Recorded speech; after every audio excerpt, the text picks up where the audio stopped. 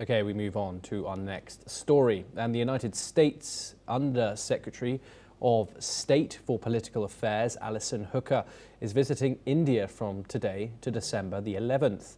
Her trip will focus on strengthening the US-India strategic partnership, boosting trade and expanding cooperation in emerging technologies, including artificial intelligence and space exploration.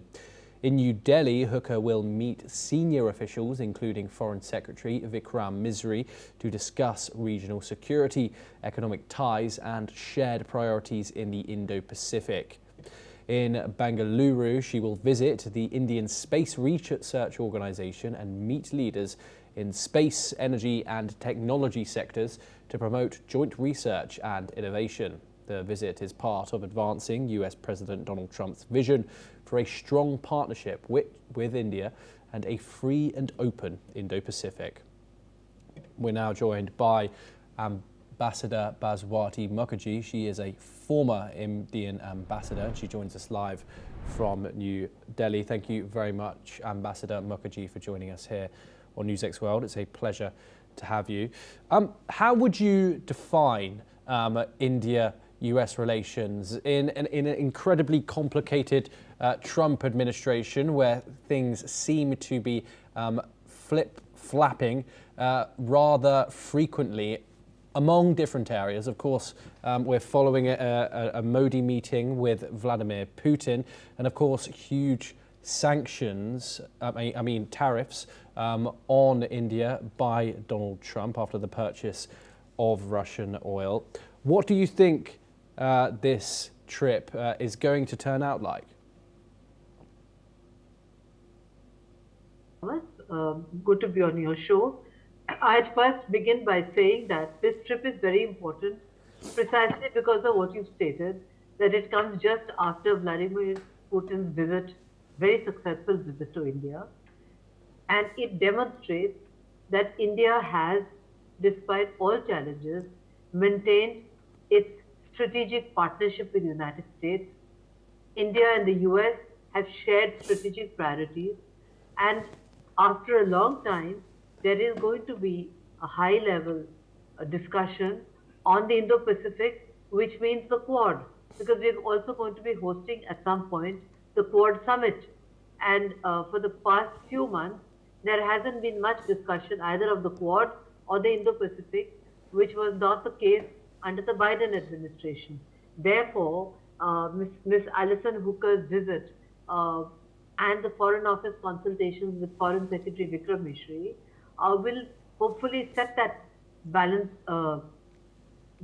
reset the balance, and hopefully there would be some discussions with regard to the Quad Summit.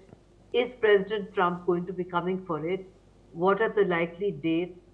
What is the agenda, etc.?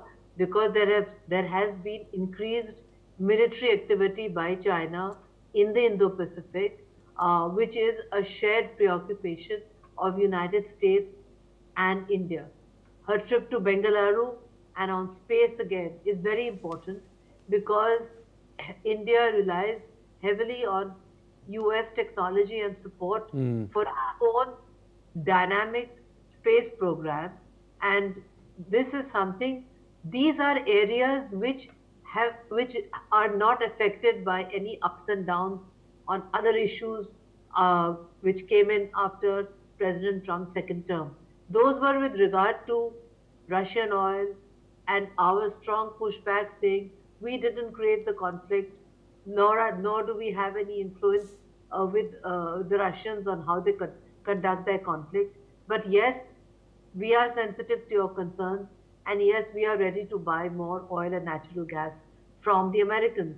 And certainly, we will not do anything that could attract sanctions on us. So these are issues which are being sorted out through a separate dialogue mechanism. The importance of Ms. Hooker's visit is precisely what you've outlined, which is that the agendas which she's going to be discussing, be it Indo-Pacific, be it Quad, or be it the trip to Bengaluru, all indicates a desire on both sides to reset the partnership and take it forward. That is good news for, Yes. for all of us, and hopefully Thomas, it will reduce, it will result in a ultimate reduction of those penal tariffs on India, which honestly I don't think we deserved at all. But anyway, we got in the way of a messy misunderstanding, which I think is now being sorted out. Thomas. And Ambassador, just briefly, what would be the ideal outcome for both sides? Of course, understanding that the restrictions, the tariffs, the relationships that both sides hold still remain in place. What would be the most likely or the most hopeful positive outcome that we could get here from Allison Hooker's visit by the end of it to both New Delhi and Bengaluru? Well, frankly, Thomas, the free trade agreement is ready. Actually, it had been ready from both sides more than a month ago, but for certain reasons, it was held up for final approval by the President of the United States.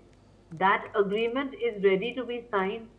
The dates of the Quad Summit have been suggested. We are awaiting a final decision on the part of President Trump, depending on his program. It would be an important visit, a bilateral visit. His earlier visit, if you would recall, in his first term was a huge success, as was indeed the visit of J.D. Vance, his vice president, which was it almost became like a presidential visit. It was so enthusiastically greeted by every section of Indian society. So I think that this would result in a forward movement, and there are very positive signals now coming from Washington that they are now looking to reset the ties. And in any case, there have also been signals coming that now the Trump administration looks at India as a very important interlocutor on the whole Russia-Ukraine issue. We are looking at dates of Zelensky's visit to India after Putin. These are all very positive signals.